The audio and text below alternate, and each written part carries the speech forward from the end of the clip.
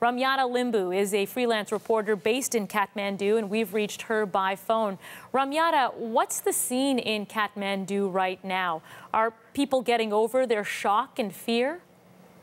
I don't think so. Well, it's well past midnight, but I just felt quite a strong aftershock.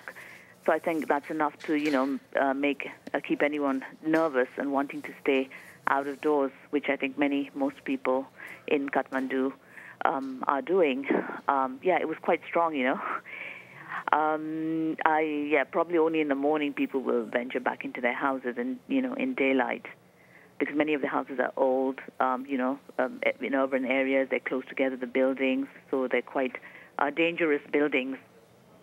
And I'm sure there must be cracks in a lot of buildings that people can also see. I understand that you and your family had a very frightening experience when the earthquake hit. Tell us what happened. Yes, we were inside the house. I was with my family, my mother, my children, and the building basically just started swaying from side to side. You couldn't stand up straight. So we're just clutching onto the walls and trying to open the door to get out. And I just kind of called my kids out, dragged them out, my mother out. She was in shock.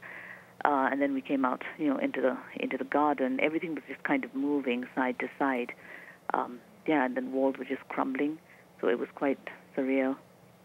Yeah, I can't even imagine. Ramyata, what is the latest on the damage and the injuries people have suffered in this quake?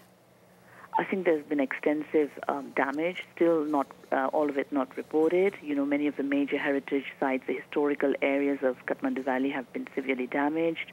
I mean, as we said, the death toll is well past 13 or 1400, and the hospitals are full. According to the news reports, hospitals are full of people, overflowing. They don't have space, so they're out on the grounds. It's a full-scale emergency.